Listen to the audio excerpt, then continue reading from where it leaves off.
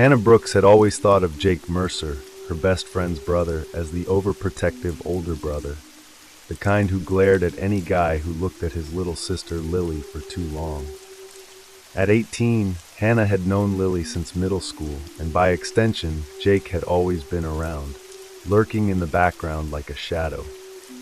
He was 24, tall, with sharp features and a quiet intensity that made people uneasy.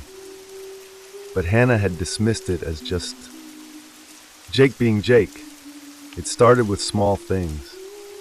Jake would show up unannounced when Hannah and Lily were hanging out, bringing them coffee or insisting on driving them home even when they had other plans.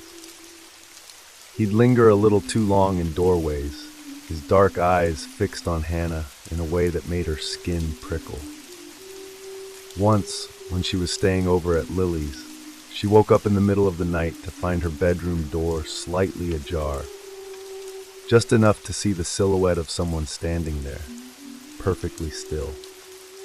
When she blinked, it was gone. She told herself it was just her imagination. Then came the messages. At first they were harmless, just Jake checking in, asking how she was doing, but then they grew more frequent, more insistent. "You shouldn't walk home alone, Hannah. It's not safe. I saw you talking to that guy at the gas station. He looked sketchy. Be careful." She'd laugh it off, teasing him for being paranoid. But then one night, after a party, Jake insisted on driving her home. Lily had left earlier with another friend, and Hannah, slightly tipsy, agreed. The moment the car door locked, she knew something was wrong. Jake didn't take the turn toward her house. Instead, he drove in silence, his fingers tightening around the steering wheel.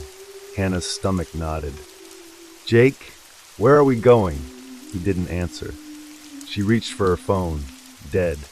The trees outside grew thicker, the streetlights fading until there was nothing but darkness.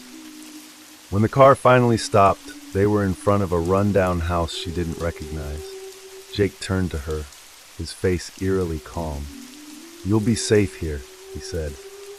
Then everything went black. Hannah woke up with a throbbing headache, her wrists bound to a metal chair with thick zip ties. The air smelled of motor oil and damp concrete. A single flickering bulb swung above her, casting jagged shadows across the garage walls. Tools hung neatly on pegboards, their edges gleaming. A workbench sat nearby, scattered with duct tape, rope, and a hunting knife. Her breath came in shallow gasps as panic clawed up her throat. She tugged at the restraints, but they only bit deeper into her skin. The door creaked open. Jake stepped inside, his expression unreadable. "You're awake." His voice was soft, almost tender. "I was worried I hit you too hard." Hannah's pulse pounded in her ears. "Jake, what the hell is this? Let me go!" He crouched in front of her, tilting his head like she was a puzzle he was trying to solve. "I tried to warn you, Hannah. I tried to keep you safe, but you never listened." His fingers brushed her cheek, and she flinched. "Now I have to make sure you understand."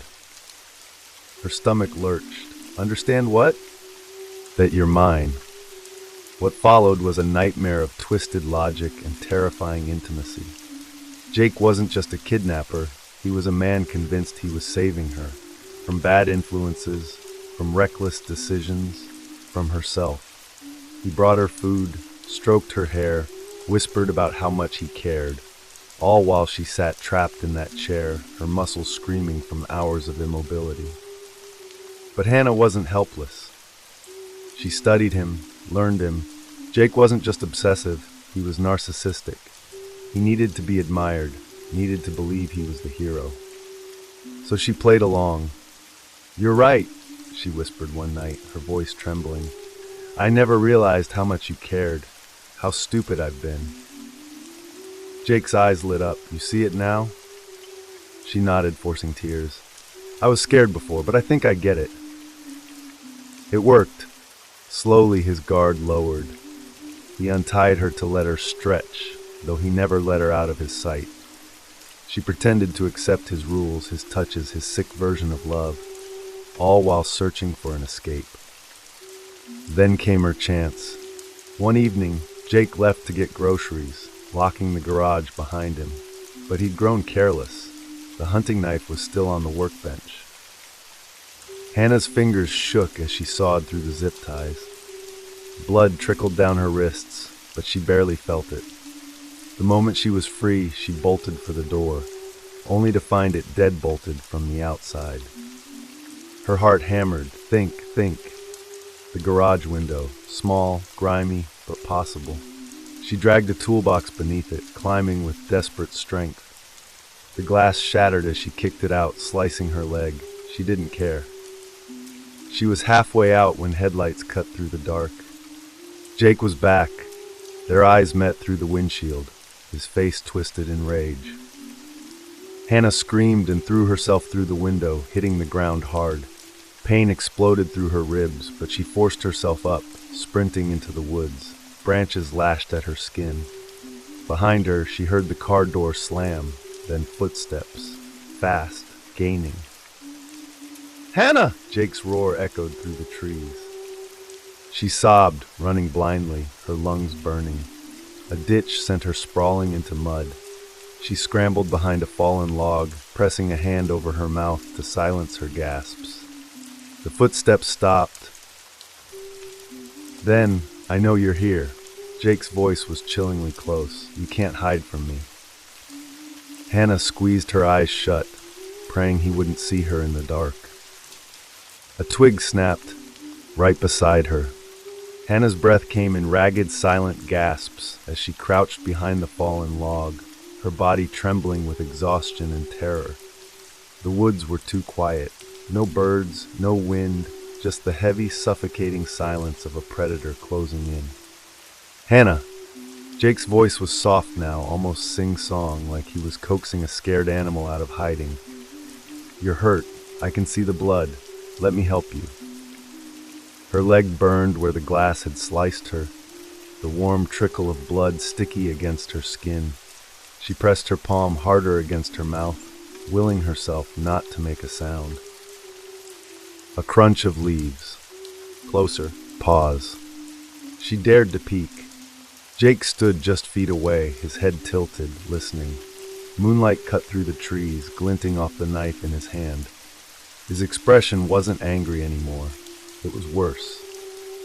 Excited, like this was a game, and he was winning. Hannah's pulse pounded so loud she was sure he could hear it.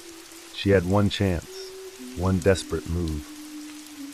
A rock, just beside her, half buried in the dirt. She inched her fingers toward it, slow, so slow. Jake took another step. Her fingers closed around the rock.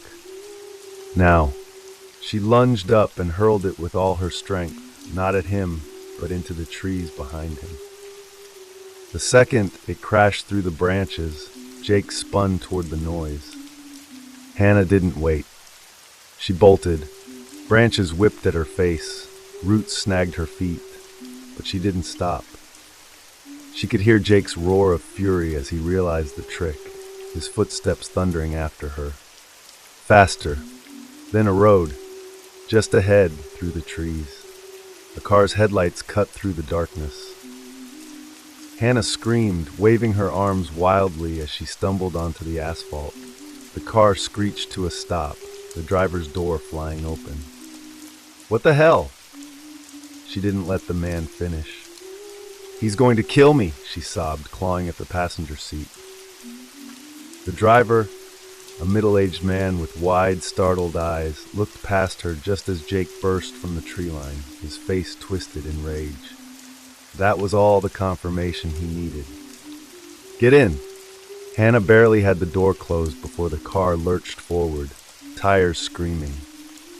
She twisted in her seat just in time to see Jake sprinting after them, his outstretched hand just inches from the bumper, before the distance grew and he vanished into the night. She collapsed against the seat, shaking, bloodied but alive. For now. Because as the car sped toward town, one terrible thought clawed at her mind. Jake knew where she lived, and he wasn't done with her yet. Did Hannah make it home alive? Or was Jake already waiting for her in the shadows? If you love twisted tales of survival that leave you checking your locks, don't forget to subscribe for more chilling stories that will haunt your nights. And remember, just because you think you're safe doesn't mean you're alone. Next story.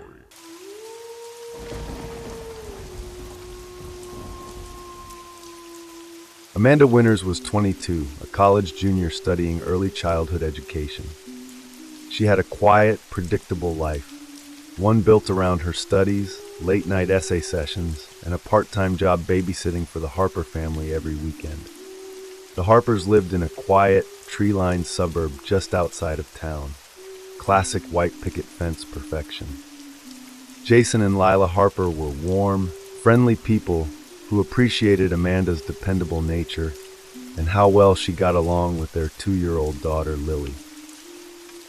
It was the kind of job that made Amanda feel safe, comfortable. The Harpers trusted her. The neighborhood was safe. Nothing ever happened in places like this. Until it did. The first gift appeared on a rainy Saturday evening. Amanda found it on the doorstep just after putting Lily to bed. A small, nondescript box wrapped in brown paper, no label, no writing. Inside, she found a delicate origami crane made from pale blue paper and a single red rose. Confused but not alarmed, she figured maybe it was for Lila. She placed the box on the hallway table and forgot about it. The second gift came the following week. This time, it was a small, hand-knitted doll with button eyes and a stitched smile. It looked vaguely like Amanda. Brown hair, same style jeans, even the gray hoodie she wore often. It was unsettling. She asked the Harpers if they were expecting anything. Lila shook her head and laughed it off. "That's weird, right?" Amanda said. "Maybe a secret admirer," Lila teased, then winked. But Amanda wasn't laughing. The third gift was a photograph, one of her, taken from behind as she walked Lily in the park. The edges were curled and the photo was printed on cheap paper, but the image was unmistakable. She hadn't told anyone about their park trip that day. Her stomach sank. She didn't mention this one to the Harpers. They'd start thinking she was paranoid, or worse, that she was doing something to bring danger into their home. She stayed silent and threw the photo away that night, but she couldn't sleep. That weekend, while babysitting, Amanda noticed the back gate was unlatched. She was sure she'd closed it earlier. She latched it again and told herself it was nothing. Still, she began locking all the doors after dark. Every creak of the wooden floor made her jump. Every gust of wind against the windows seemed louder. That night, she brought Lily into the master bedroom with her and locked the door. It didn't help. At 3:17 a.m., Amanda woke with a jolt. She didn't know why at first. The house was silent. Lily was asleep beside her, thumb in mouth, breathing softly. Then Amanda heard it. A long, slow exhale, not hers, not Lily's, a breath from somewhere in the room. She held her breath. It was so quiet now she could hear the blood rushing in her ears. Her eyes adjusted to the darkness, and then she saw it. Movement near the edge of the closet door. It had been open when she put Lily to bed. Now it was almost closed. Almost. Amanda stared at the crack in the door. Something moved behind it. She grabbed Lily, wrapped the child in a blanket, and sprinted to the bathroom, locking the door behind her. She didn't scream. She couldn't. She was too terrified. Her hands shook as she dialed 911. She whispered her name, the address. The operator kept asking questions. Amanda couldn't answer. She was listening, for footsteps, for a voice, for breathing. And then she heard it. A knock. Not on the bathroom door, not on the bedroom door. From inside the closet. As if someone was knocking slowly, deliberately from within. The police arrived 10 minutes later. 10 minutes that stretched into eternity. They found nothing. No signs of forced entry. The closet was empty. The back door was unlocked, but not broken. Nothing was stolen. Amanda was pale, shaking, and hysterical. Lila and Jason apologized, profusely. They said they believed her. But something had changed. Amanda was no longer just the babysitter. She was now the girl who had brought fear into their home. She stopped working for them a week later. Lila said they'd be out of town for a while, visiting relatives. Amanda didn't blame them. She started locking all her windows at home, changed her routine, even started carrying pepper spray. But the gifts didn't stop. A hairbrush, one exactly like the one she kept on her nightstand, but it wasn't hers. It had strands of long brown hair in it. She kept it in a bag and took it to the police. They said there wasn't enough evidence. 2 days later, she found writing on her bathroom mirror. "I watched you sleep." She hadn't heard anyone break in. No windows were open. Her door had been locked. She started sleeping with a knife under her pillow. Her friends urged her to get out of town, stay with family. But Amanda had no one. And then everything stopped. For 3 weeks, nothing happened. No gifts, no notes, no knocks. She started to believe it was over. That's when she received the envelope. No return address. Inside, a photo of her sleeping, taken from above. The timestamp on the photo was from the previous night. That's when Amanda realized the stalker was back and closer than ever. She called the police again. This time, they took her seriously. A detective came to speak with her, took the photo, asked for every detail. Amanda showed them the gifts she'd kept, the notes, the mirror. They promised to look into it. But Amanda knew they wouldn't find him, not unless he wanted to be found. The next night, she installed motion sensors and a camera at her apartment door. At 3:03 a.m., she was woken up by the chime of the sensor. She checked the monitor, nothing. But when she went to her door, there it was. Another gift. Box. This time no ribbon, no note. Inside, a cassette tape.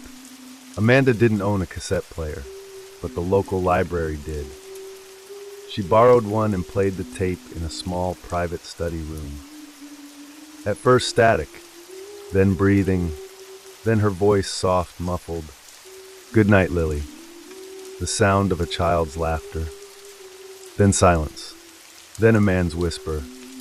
"You look so beautiful when you're scared." Froze. She left the library, heart racing, every part of her trembling. Someone had been recording her for weeks. That night she didn't sleep. Every sound was a threat, every silence louder than a scream. And still no answers. She started packing. She would leave town, disappear, start fresh. But she never got the chance. Because that night, he came for her. She woke to find her bedroom door open. She always closed it. The knife was gone from under her pillow. Her closet door. Amanda screamed and ran for the hallway. But she slipped, something wet, sticky. Blood. Her cat Salem. She screamed again, but a hand clamped over her mouth, strong, cold, smelling of old cologne and rot. She struggled, bit down, he howled in pain. She broke free, ran barefoot down the hallway. The front door wouldn't open, the chain lock latched. She could hear him behind her. She turned, through a lamp, missed. He lunged. She dodged. He grabbed her ankle. She kicked again until she heard a crack and he screamed. She ran to the bathroom, locked the door, barricaded it. She sobbed, whispered prayers, clutched her bleeding ankle. The police took 15 minutes to arrive. They found no one. No forced entry, no blood, no body, not even the cat. Amanda had hallucinated, they said, maybe a breakdown. She was under a lot of stress. But they didn't check the attic. Because if they had, they would have found the nest. The sleeping bag, the food wrappers, the dozens of photographs, the dolls, and the hole cut into the ceiling above Amanda's bedroom. He had been living in the attic, watching her, waiting. Amanda moved that same night. She changed her name, left school, went off grid. But sometimes when she sleeps, she dreams of breathing, close, warm, just above her. She wakes in a cold sweat, heart racing, and always checks the ceiling first. 'Cause monsters don't live under the bed. They live above you, and sometimes they nearly get away. If this story sent shivers down your spine, don't forget to subscribe for more chilling tales that lurk just beyond the edge of reality. And remember, it's not the creak in the floor or the whisper in the dark that should scare you most. It's the silence. Because by the time you hear them, it's already too late. Next story.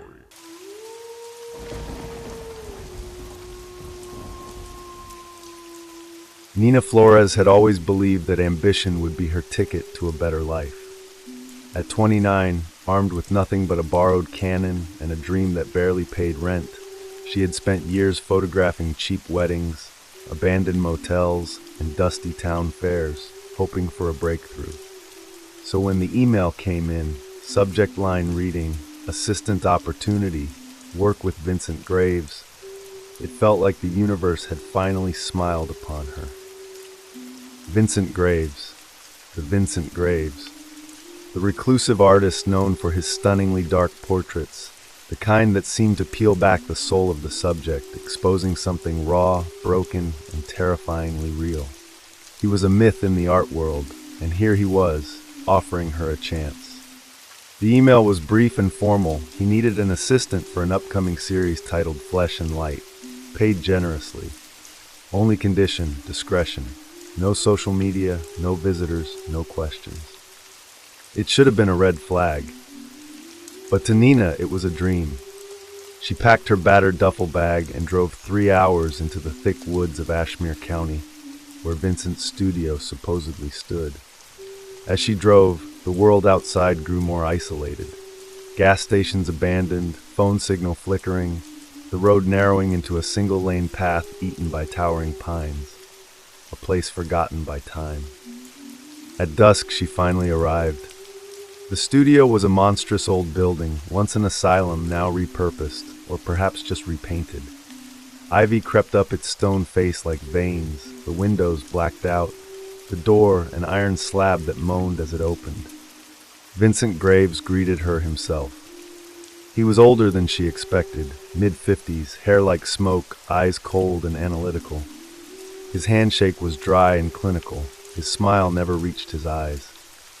"Welcome," he said simply. "You're precisely what I've been looking for."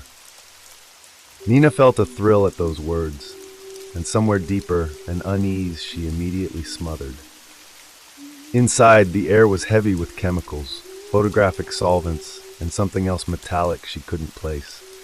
The halls were labyrinthine, lined with disturbing canvases. Portraits of women and men, all pale, all wide-eyed, captured in states of raw terror or despair. The effect was suffocating. "You'll stay here during the project," Vincent said, leading her to a small room with a single narrow bed, no windows, a heavy bolt on the outside of the door. "For your safety," he explained when he caught her staring at the bolt. "The woods are dangerous, strays, wild animals."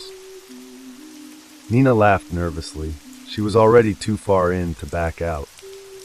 The first days passed in a blur of endless work, mixing chemicals, adjusting lighting, carrying heavy equipment deeper and deeper into the building. Vincent worked at odd hours, often waking her at 2 or 3 a.m. to assist with a vision he had. And always in the darkroom. The darkroom was vast, bigger than any she had ever seen. Soundproofed, a sealed tomb of pitch darkness and the stink of developing fluids. Vincent insisted all the real work happened there. It wasn't until the 4th night that Nina heard it. A muffled thump, then a scratch, a scraping, frantic sound behind one of the thick walls of the darkroom. She froze, heart hammering. Vincent was engrossed in developing a print, his face illuminated only by the dim red light. "You hear that?" she whispered. He smiled without looking up. "Old building," he said. "It talks." But Nina wasn't convinced. Over the next few days, the noises grew, whimpers, scraping, desperate taps, as if someone or something was trying to reach her. She tried to rationalize it, old pipes, rats, her own exhausted mind, until she found the fingernail. It was wedged in the groove of the darkroom door, a single cracked nail with a bloody half-moon still clinging to it. Nina recoiled in horror. Her instinct screamed at her to run. But when she turned, Vincent was there, watching. "You'll find this place has layers," he said cryptically. His breath smelled of metal and rot. That night, locked in her tiny room, Nina cried silently. The bolt slid into place from the outside with a loud clang. She was a prisoner. She realized now she wasn't his assistant. She was his next subject. The next morning, she pretended nothing was wrong. She smiled, she worked, she obeyed, but inside she planned. She started observing, noticing the keys clipped to Vincent's belt, the way he always double-checked the darkroom locks, the faint bloodstains at the thresholds he never let her cross. She needed to get into the darkroom alone. One evening, Vincent fell asleep in his armchair after draining half a bottle of some bitter-smelling liquor. His snores echoed through the desolate halls. Heart pounding, Nina crept to his side and with trembling fingers slid the keys from his belt. She slipped silently to the dark room, the door groaning on its hinges. Inside, the red light buzzed faintly, shadows danced. She moved toward the wall where she'd heard the scratching before. Panel slightly ajar. Her hands shook as she pulled it open. Behind it, crammed into a tiny lightless cell, was a woman. Barely conscious, eyes swollen, wrists raw and bleeding from the zip ties that bound her. She looked up at Nina and mouthed a single word. "Run." "Too late." Vincent's voice boomed from behind her. "Curiosity is dangerous, Nina." She spun, keys clattering from her hands. He lunged. Adrenaline exploded through her body. Nina ducked, scrambling across the slick floor. She ran, not knowing where she was going, only that she had to move. The halls twisted and stretched endlessly. The building seemed alive, a breathing monster. Shadows clawed at her vision. Behind her, Vincent gave chase, his footsteps steady, unhurried, like he knew she had nowhere to go. She darted into a side corridor and pressed herself into a dark alcove, trying to quiet her sobs. Vincent passed by, so close she could smell the chemical stink on his clothes. She waited, 5 seconds, 10. Then she ran. She found a heavy maintenance door, but it was locked, thick chains wrapped around the handles. She needed a weapon. In a storage room, she found a rusted metal rod, useless against a lock, but maybe enough to buy time. She crept back toward the dark room, heart pounding so loud she thought it would give her away. She could hear Vincent now, softly calling her name, like a lover coaxing a frightened animal. "Nina, I know you're scared, but you'll be beautiful, I promise." She suppressed a scream. Reaching the dark room again, she grabbed the keyring from the floor where she had dropped it and desperately tried key after key, sobbing with frustration when each failed. Vincent's footsteps grew louder. The fourth key clicked. The door swung open. She slammed it behind her, locking it, knowing it would only buy seconds. The captive woman was gone. Nina didn't have time to process it. She bolted toward another exit she hadn't noticed before, half hidden by old curtains. Another hallway, another maze. Vincent's voice was everywhere now. Overhead speakers crackled to life. "You can't run from art, Nina. You are mine." The lights began to flicker. The building seemed to close in. Every door she tried locked, every hallway looping back on itself. She stumbled into what looked like an old operating theater. Tables stained dark brown, restraints dangling like dead hands. In the center, another figure. The woman from the dark room. Alive. Barely. She clutched Nina's arm with shocking strength and croaked, "The roof! Fire escape!" Vincent's shout echoed behind them. Without thinking, Nina half-carried, half-dragged the woman through a side door and up a narrow, crumbling stairwell. The building groaned and shook around them. They burst onto the roof. The fire escape was a rickety skeleton of iron, swaying dangerously in the wind. Nina pushed the woman ahead of her, practically throwing her onto the metal steps. Vincent emerged onto the roof with a roar of rage. Nina turned to face him, rod raised. He smiled and charged. They grappled, Nina screaming, Vincent snarling like an animal, his hands closed around her throat, squeezing. In a last desperate move, Nina jabbed the rusted rod upward into his side. Vincent gasped and staggered back, long enough for Nina to tear herself away and throw herself down the fire escape, nearly slipping on the wet iron. Below, the woman stumbled onto the muddy ground. Police sirens wailed in the distance, somehow, impossibly, blessedly, summoned by someone, maybe by the woman if she had somehow managed a call, maybe by pure divine luck. Nina didn't look back. She ran barefoot, bleeding, sobbing. Behind her, she heard Vincent's guttural scream echo into the night as he disappeared back into the building's black mouth. When the police finally found her and the woman, Nina collapsed into their arms, unable to speak, only point back at that monstrous place. They stormed the building, but Vincent Graves was gone, as if he had melted into the shadows. In the months that followed, Nina gave statement after statement. Trials, headlines. The asylum artist, they called him. Investigators found dozens of hidden cells inside the studio, lined with the remains of those who had gone missing.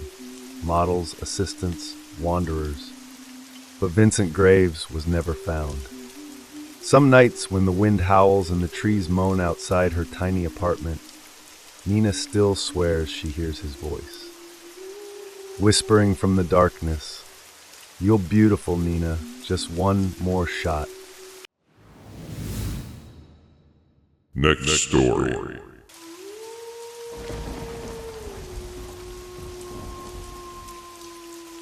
The rain came down in thick, relentless sheets, turning the asphalt of Hollow Road into a shimmering black ribbon under Helen Parker's headlights. The wipers thumped a frantic rhythm, barely keeping up. It was past midnight, and the highway was deserted, just the way she liked it. No traffic, no distractions, just the hum of her old Toyota's engine and the occasional flicker of lightning in the distance. Helen had always been the kind of person who trusted her instincts. At 27, she'd learned the hard way that gut feelings existed for a reason. But tonight, exhaustion blurred her judgment. She'd just finished a double shift at the diner, her feet aching, her eyelids heavy. All she wanted was to get home, peel off her damp uniform, and collapse into bed. That's when she saw her, a figure standing beneath a flickering street lamp, soaked to the bone, one arm outstretched in a desperate plea for help. Even through the downpour, Helen could see the woman's pale face, her dark hair plastered to her cheeks, her eyes wide with something between relief and terror. Helen slowed. She shouldn't stop. Everyone knew the stories about Hollow Road, the disappearances, the hitchhikers who were never seen again. But the woman looked so normal, just a stranded traveler, maybe a broke college student, her car broken down somewhere in the storm. Against her better judgment, Helen rolled down the window. "Please," the woman gasped, her voice trembling. My car broke down a mile back.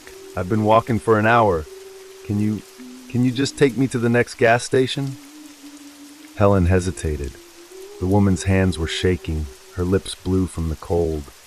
She wore a thin jacket, no bag, no phone in sight.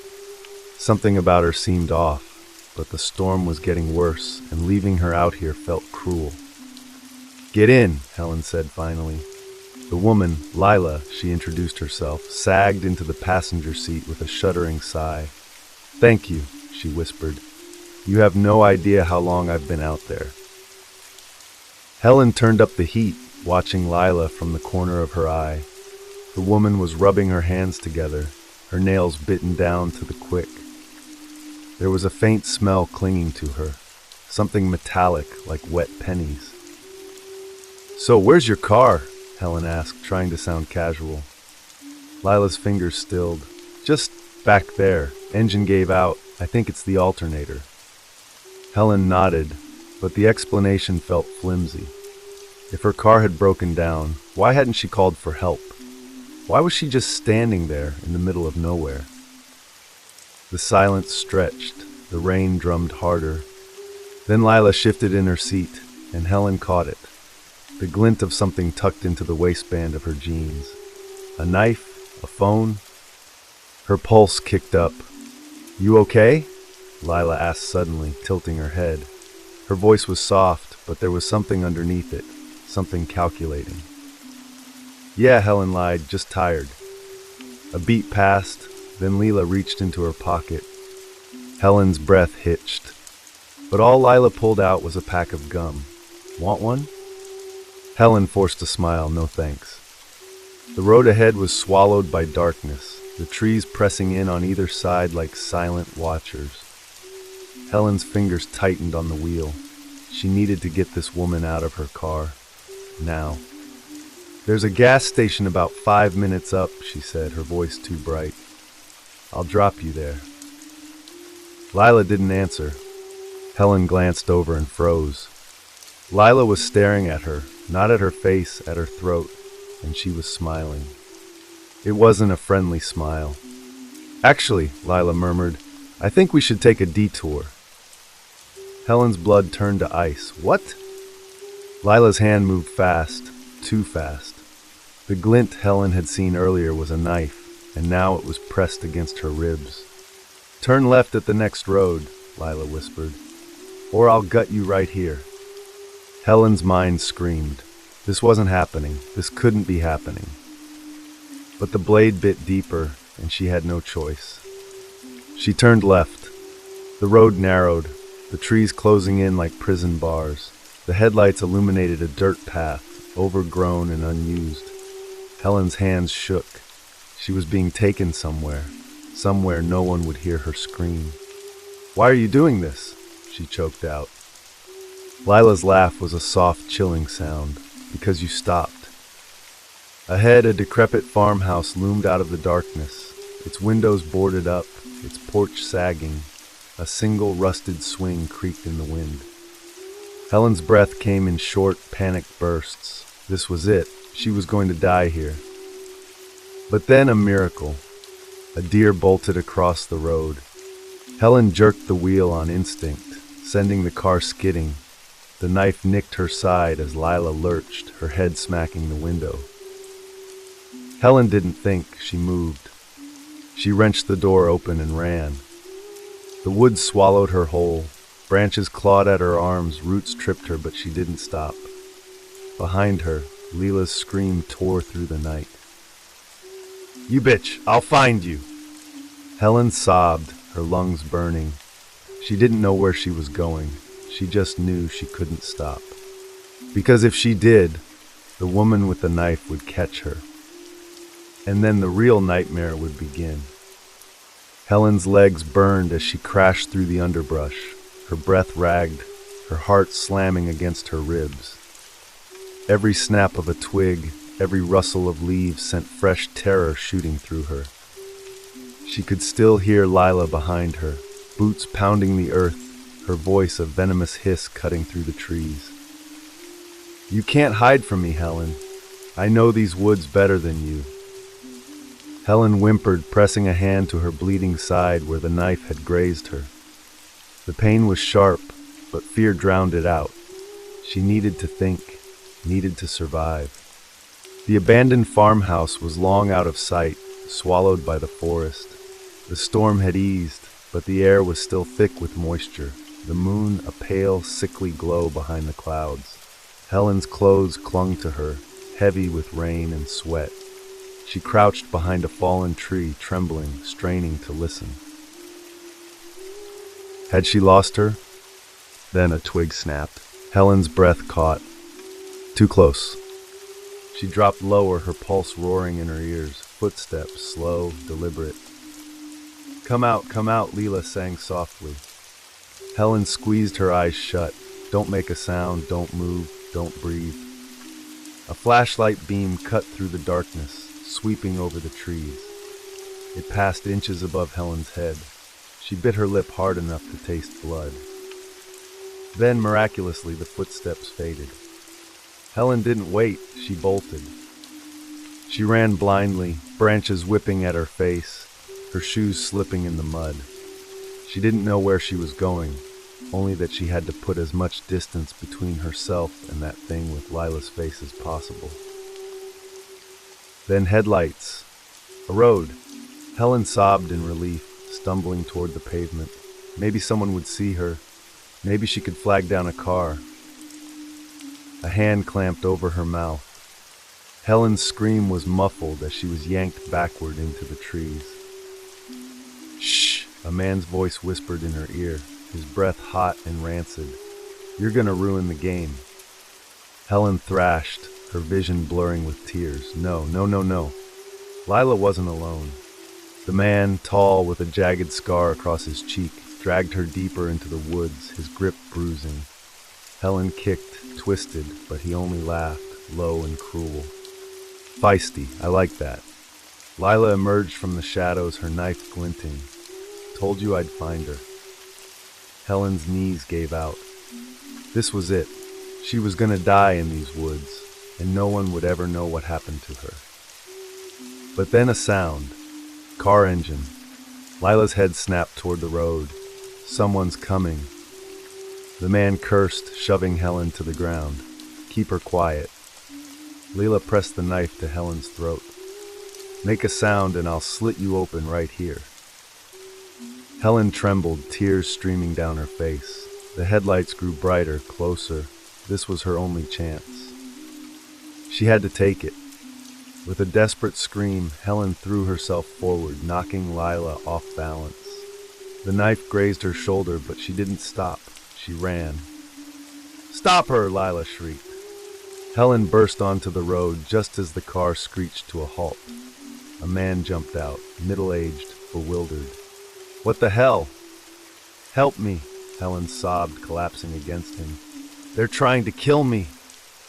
The man's eyes widened as Lila and her partner emerged from the trees. For a heartbeat, no one moved. Then Lila smiled, sweet, innocent. Oh my God, are you okay? We've been looking everywhere for you. Helen's stomach dropped. No, he couldn't believe her. The man hesitated, glancing between them. Then Lila took a step forward. That was all it took. Helen's rescuer shoved her into the car. Get in, now. The doors locked just as Lila lunged, her knife scraping the window. The tires squealed as the car peeled away, leaving the monsters behind. Helen collapsed into the seat, shaking, bleeding, but alive. The man glanced at her. What the hell were you doing out here? Helen opened her mouth, then froze. The radio was playing softly. The same song that had been playing in her car when she picked up Leela. Her blood ran cold. The man smiled. You really should be more careful who you trust. Helen's breath caught in her throat as the man's words slithered into her ears. The radio, the same song. Her fingers dug into the car seat, her pulse hammering so hard she could feel it in her teeth. This wasn't over. The man kept driving, his knuckles white on the wheel, his eyes flicking to her in the rearview mirror. The smile never left his face. Relax, he said smoothly. You're safe now. Liar. Helen's mind raced. The doors were locked. The car was moving too fast to jump. She was trapped again. Then she saw it, a glint of metal near the man's hip, a gun. Her stomach twisted. She had to think fast. Thank you," she stammered, forcing her voice to shake. I thought they were going to kill me." The man chuckled. "Oh, they were." The confirmation sent icy fingers down her spine. She had to act. Helen doubled over suddenly, clutching her stomach. "Oh God, I think I'm going to be sick." The man grimaced. "Don't you dare puke in my—" Helen lunged. Her fingers closed around the gun just as he swerved. The car veered violently, tires screeching. Helen yanked the weapon free, but the man grabbed her wrist, slamming it against the window. Pain exploded up her arm, but she held on. "Stupid bitch," he snarled. The car careened off the road, plowing through underbrush. A tree loomed ahead. Crash! The airbag exploded in the man's face. Helen was thrown forward, the seatbelt cutting into her collarbone. Dazed, she tasted blood, but the gun was still in her hand. The man groaned, his nose broken, blood streaming down his face. He turned toward her, eyes wild. Helen didn't hesitate. She pulled the trigger. The shot was deafening. The man jerked, a dark bloom spreading across his chest. His mouth opened, but no sound came out. Then he slumped, his head hitting the wheel. The horn blared into the night. Helen fumbled with the seatbelt, her hands slick with sweat and blood. She kicked the door open and tumbled onto the ground, gasping. The woods surrounded her, silent and watchful. But she wasn't safe yet. Somewhere out there, Lila was still hunting. Headlights appeared in the distance. Helen's heart stopped. Another car, friend or foe. She raised the gun, her arms shaking. The car slowed. A woman's voice called out, "Oh my God, are you okay? We heard a gunshot." Helen's finger hovered over the trigger. She couldn't trust anyone, not after tonight. But the woman stepped out, hands raised. She was older, her face lined with concern. A child peered from the back seat. Helen's resolve cracked. She lowered the gun and sobbed. The woman rushed forward. "It's okay, honey. You're safe now. We're calling the police." As sirens wailed in the distance, Helen collapsed into the woman's arms. It was over. Or was it? Because as the police lights flickered through the trees, Helen's blood ran cold at the sound of a familiar voice on the officer's radio. "All units be advised. Female suspect, dark hair, answers to Lila. Last seen near Hollow Road. Approach with caution. Suspect is extremely dangerous." And then faint but unmistakable laughter. Lila's laughter, coming from the woods. Did Zoe truly escape, or is Lila still out there, waiting for her next victim? If you enjoyed this bone-chilling tale of terror, don't forget to subscribe for more twisted stories that will haunt your dreams. And remember, next time you see a hitchhiker on a lonely road, keep driving. Because not all strangers need your help, but some are hungry for it. Next story.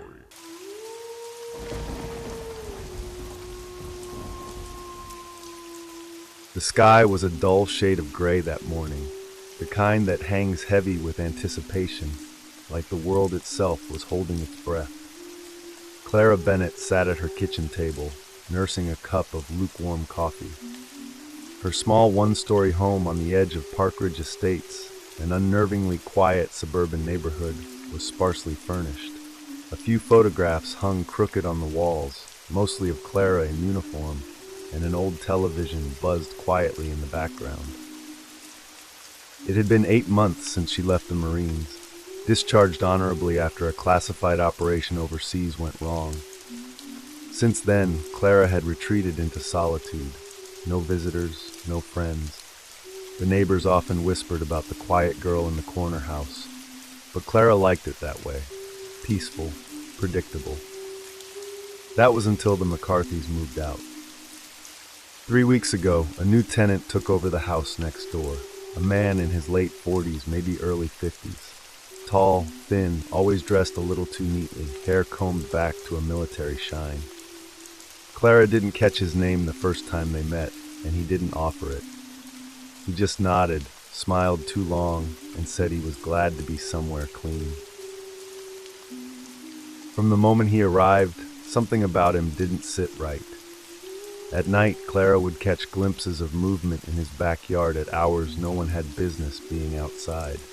Shadows pacing, lights flickering on and off in rapid succession. Once she saw him digging. She thought it might have been for a garden, but there were no plants, just a bare patch of disturbed earth. Still, she told herself to mind her own business. Until the screaming started. It happened 3 nights ago. A short, muffled cry, like someone trying to call for help with a hand pressed tight over their mouth. Clara shot upright in bed, her instincts kicking in before her thoughts. She reached for the Glock she kept in the drawer. Training took over. She moved silently through her house, peering through her blinds. Nothing. Stillness. Until she saw the flicker of movement in the neighbor's upstairs window. A figure, small, hunched, dragged backward into darkness. Clara called the police. They came, they knocked, they chatted, they left. The man even waved goodbye to the officers and smiled, that same too long smile. When Clara tried to follow up the next day, she was told there had been a misunderstanding and no signs of distress. They advised her to rest. Post-service anxiety, they murmured. But Clara knew what she'd seen. She wasn't crazy, she wasn't unstable. The next night, Clara waited. She turned off every light in her home and watched his house through binoculars, her heart pounding steadily like a metronome of dread. At 1:13 a.m. he came out, carrying something rolled in a tarp. He loaded it into the trunk of his car with careful, practiced movements, too smooth, too confident. She didn't sleep. The following day, Clara broke in. It was a calculated risk. She waited until he left for work. He drove a boxy, outdated sedan with government tags. By the time he turned the corner, Clara had already crossed the lawn. The house smelled wrong, like bleach and rotting meat masked with lavender air freshener, the kind of scent that clung to your nostrils and made your stomach churn. The living room was pristine, too pristine. No signs of life, no photos, no clutter, just a couch, a recliner, and a grandfather clock that ticked like a heartbeat. She made her way upstairs. The hallway was lined with closed doors. At the end, one door was padlocked from the outside. She picked it open in less than 20 seconds. Inside, the room was cold, freezing. A window unit hummed loudly, pumping chilled air into a room that looked more like a bunker than a bedroom. The walls were covered in plastic sheeting. Dried blood flecked the edges. A table in the center held tools, surgical, serrated, some rusted. But what froze Clara in place was the wall of photographs. Dozens of them, all women. Crying, screaming. Every photo was meticulously labeled with a name and a red X across most, except for the last one. A girl, young, maybe 19. Her eyes wide with panic. No X yet. Clara turned to leave and heard the front door close downstairs. He was back. Her mind raced. She crept out, every step deliberate and silent, but the floorboards betrayed her with a loud creak. The grandfather clock downstairs stopped ticking. He knew she was here. Suddenly, every light in the house shut off. Darkness swallowed her. She ducked into a hallway closet, heart hammering so hard she was sure it would give her away. Footsteps echoed up the stairs, slow, measured, taunting. He spoke softly, almost sing-song. "You shouldn't be here." She held her breath. The footsteps stopped just outside. Then silence. A minute passed, then 2. She slowly reached for the door handle, and something slammed against the closet from the other side, sending her stumbling backward, biting back a scream. "Found you," he whispered through the door. She fired through the wood, once, twice. The door burst open and she lunged, tackling him. He was stronger than he looked. They fought, grunting, grappling in the pitch dark. He tried to stab her with something small and sharp, but she twisted his wrist until it snapped. He shrieked. She hit him again, hard. He fell down the stairs with a sickening thud. Clara didn't wait. Out the front door, down the street, blood on her hands, lungs burning, throat raw from panting. But when she got to her house, the power was out. The phone line was dead. She tried to get her car. It wouldn't start. Then she saw it. In the rearview mirror, he was standing at the end of the driveway. Bloodied, smiling, limping but upright. He held up a single Polaroid. It was of her, taken through a window, last night. She screamed and ran back into her house, barricading the door. He didn't try to get in. Instead, he whispered through the mail slot. "You belong here, Clara. You belong. You're like me. Don't ruin it." She stayed up all night, gun-trained on the front door. The next morning he was gone, his house empty, abandoned, like he was never there. Police found nothing, no photos, no blood, no tools. Just a clean, empty house. But Clara knew, and she knew he wasn't finished. 2 days later, she got a package. Inside was a Polaroid. It was her sleeping. And on the back, in messy handwriting, "If you felt a chill crawling down your spine and couldn't tear your eyes away, don't forget to subscribe for more dark tales that blur the line between safety and something sinister. We dive deep into the shadows where evil hides behind friendly smiles, and sometimes right next door." And remember, you never really know who's watching you while you sleep. Next story.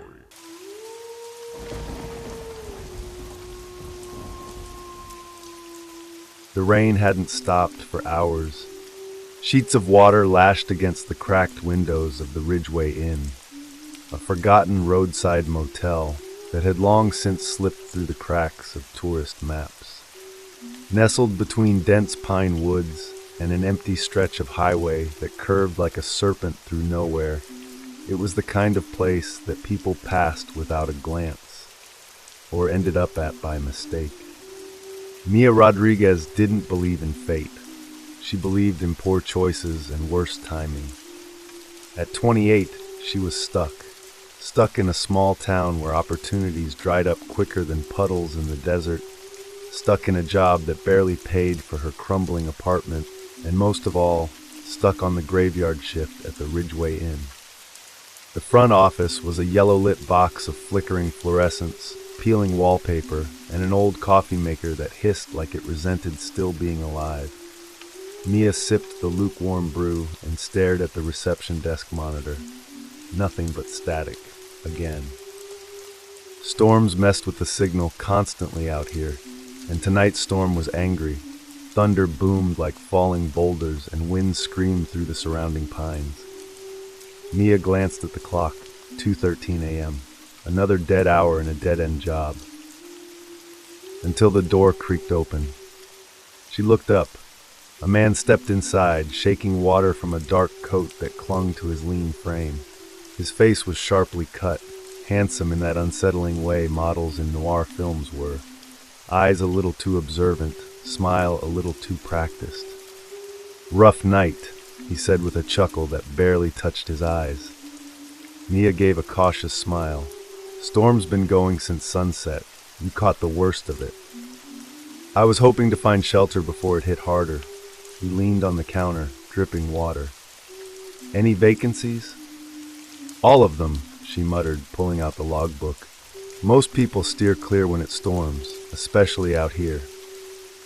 He signed the guest book with elegant loops.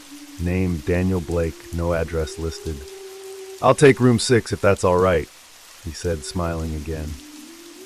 Room 6, her least favorite room. It faced the woods, always colder than the others, and something about its silence felt heavier. She handed him the key. "Breakfast's not included. Coffee's free, but bitter as hell."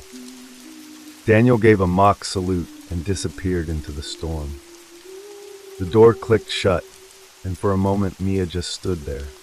The room suddenly felt off, as if a thread had been plucked somewhere in the dark, and now the world waited to see where it would snap. The hours crawled by, rain pounded the windows. Somewhere, a branch snapped like a bone. Mia tried reading a book, but the words swam. Every creak in the walls felt louder. At one point, she thought she saw movement on the grainy security monitor, room 6's hallway. A blur, but the screen flickered, and it was gone. By 3:42 a.m., she was chewing her nails, staring blankly at the monitor when the phone rang. She jumped. "Ridgeway Inn," she answered, voice catching. Breathing, that was all. Slow, deliberate breathing on the other end. "Hello," she said louder. "Is anyone there?" A soft click, line dead. Mia set the phone down, heart thudding. Just a prank. Storm messes with the lines. Probably crossed wires, she told herself. But the uneasy feeling spread like cold water in her veins.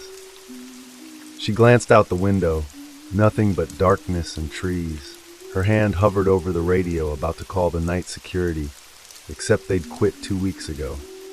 Budget cuts. At 4:10 a.m., she noticed the front door was slightly open. She hadn't heard it. She should have heard it. Stepping around the desk, she pushed it shut and turned the bolt. When she returned, she stopped cold. The guest book was open. She always closed it, always. And below Daniel Blake's name, another had appeared, different handwriting, jagged and frantic. It simply read, "He's not who he says he is." Mia's stomach dropped. She flipped back, nothing. Flipped forward, blank, no pen nearby. Her hands trembled as she checked the log for cameras, but the hallway feed outside room 6 was gone, blank static. Her heart pounded. She reached for her cell phone. No signal. Of course. Lightning lit the room for half a second, long enough to reveal something horrifying. Daniel Blake, standing just outside the window, staring directly at her. She screamed and dropped to the floor. When she looked again, he was gone. She crawled to the desk, yanked open the drawer, and found the motel's emergency flashlight. She flicked it on, grabbed the old motel keys, and ran into the hallway, determined to find out what the hell was happening. The hallway stretched longer than she remembered. Her footsteps echoed unnaturally loud. Room 6's door stood ajar. Heart hammering, she approached and pushed it open with trembling fingers. The room was empty.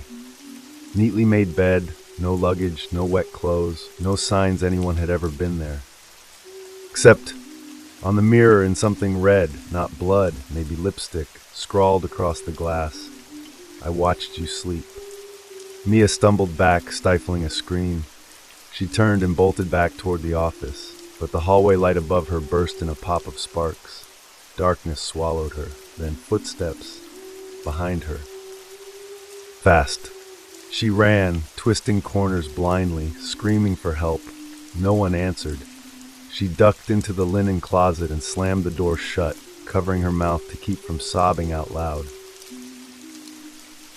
Then slow footsteps just outside, a pause. A knock on the door, gentle, mocking. "Come out, Mia," Daniel's voice sang. "You wanted to know who I am." The knob twisted. Mia backed into shelves, rattling them. He didn't force it. He just walked away. Or pretended to. 10 minutes passed before Mia dared crack the door. The hallway was empty. She crept out, barefoot and shaking. Her flashlight was dimming. She moved toward the security office. Maybe the backup tape still worked. Maybe she could prove something.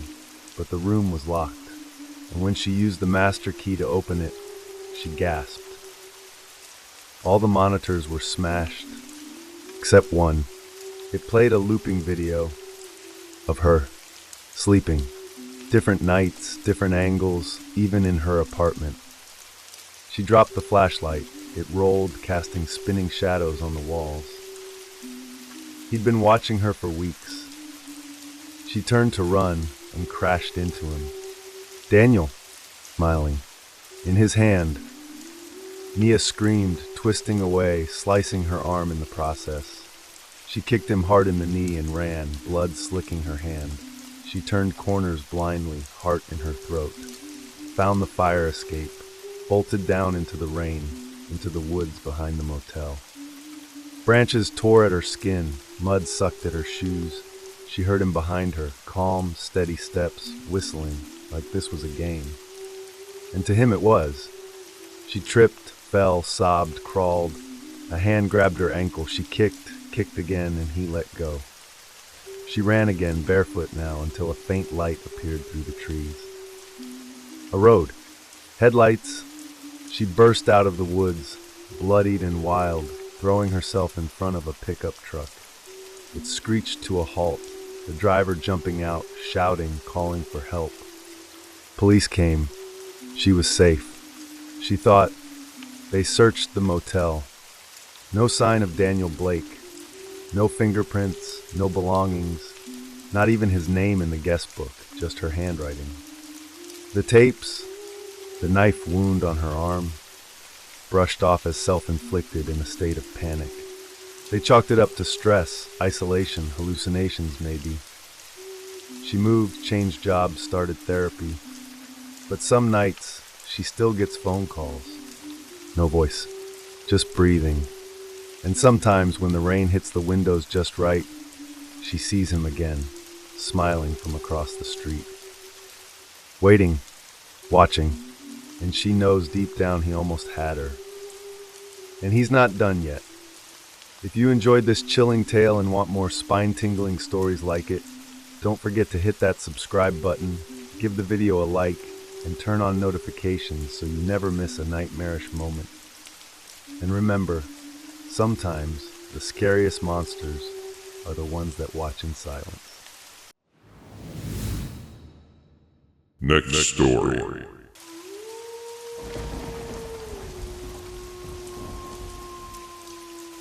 It was an unusually cold autumn evening when Megan left work, the kind of chill that crawled under her coat and kissed her spine. The fading sunlight painted long, uneasy shadows across the sidewalk as she walked toward the grocery store near her apartment. Megan, 35, lived alone in a small but cozy one-bedroom unit on the edge of town, the kind of place that felt just isolated enough to be peaceful, or lonely, depending on the night. She hummed softly to herself as she browsed the aisles, selecting the usual items: pasta, frozen meals, coffee. Her life was routine, maybe even dull, but she liked it that way. Stability was her sanctuary, but tonight the familiar calm began to fracture. It was near the dairy aisle when she first noticed him, a man in his late 40s, maybe early 50s, wearing a gray windbreaker and a black baseball cap pulled low over his forehead. He didn't have a cart, nor did he seem interested in shopping. Megan caught his gaze flicking toward her, then away too quickly to be casual. At first, she brushed it off. Maybe he was waiting for someone. Maybe he was just awkward. But as she moved toward the checkout, she saw him again, standing near the self-serve coffee machine, eyes fixed on her like a hawk watching a mouse. The unease slithered into her gut. Megan forced a polite smile at the cashier, paid, and stepped out into the cold night. She told herself not to look back, but her heart was pounding so hard it hurt, and instinct took over. She turned. There he was, exiting the store, empty-handed, his eyes sweeping the parking lot before landing squarely on her. Her keys trembled in her hand as she fumbled to unlock her car. She tossed the groceries into the passenger seat, got in, locked the doors, and sat there gripping the wheel, trying to steady her breath. Her rational mind told her it was coincidence, but her skin prickled with dread. As she pulled out of the parking lot, headlights flared to life behind her. The same man getting into a dark sedan. Megan took a long, winding route home, doubling back, taking random turns. Still, the sedan was there, a constant shadow in her rearview mirror. Her apartment building finally came into sight, and she cursed herself for not driving to a friend's or a crowded place instead. Inside, she deadbolted the door and pressed her back against it, listening. Minutes passed, nothing. She forced herself to breathe. Maybe she was overreacting. Maybe he lived nearby. But then came the sound, faint, almost imperceptible, of footsteps outside, slow and deliberate. Megan's heart shot into her throat. She tiptoed to the peephole. There he was, standing just beyond the porch light's glow, head tilted slightly as if listening to something inside. He didn't knock. He didn't move. Trembling, Megan crawled away from the door and grabbed her phone. Fingers shaking, she dialed 911, but the call wouldn't connect. Dead signal. Her building had always been a dead zone near the front door. Panic flared in her chest. She crept toward the back window, lifting the curtain a sliver. The man was gone. For a moment, Megan thought she might collapse from the relief. She reached for the phone again, stepping into the kitchen, and froze. A shadow moved across the back patio. Her mind raced. Every window, every door she had locked flashed through her memory.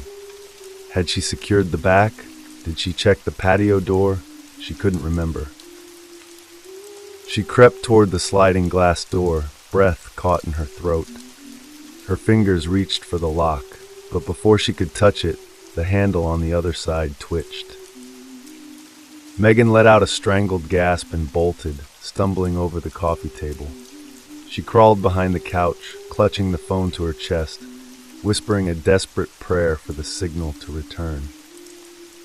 Minutes passed. The only sound was her own ragged breathing. Then came the softest scrape, like fingernails brushing glass.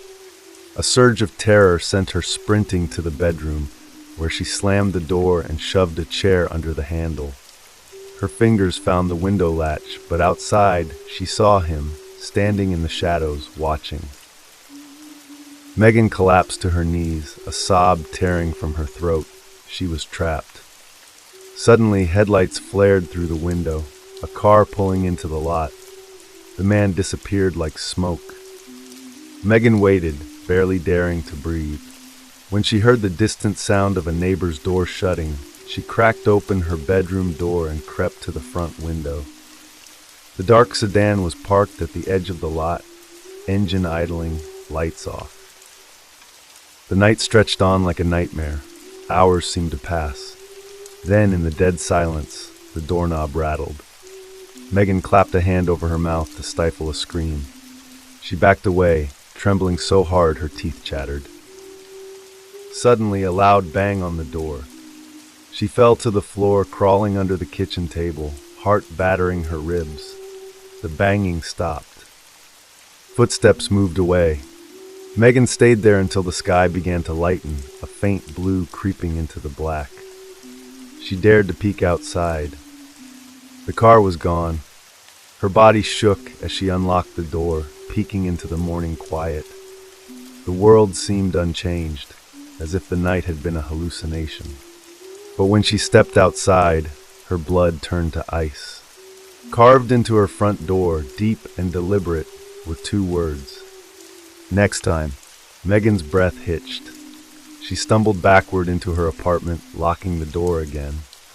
The police arrived an hour later, filing a report, taking fingerprints, promising to patrol the neighborhood.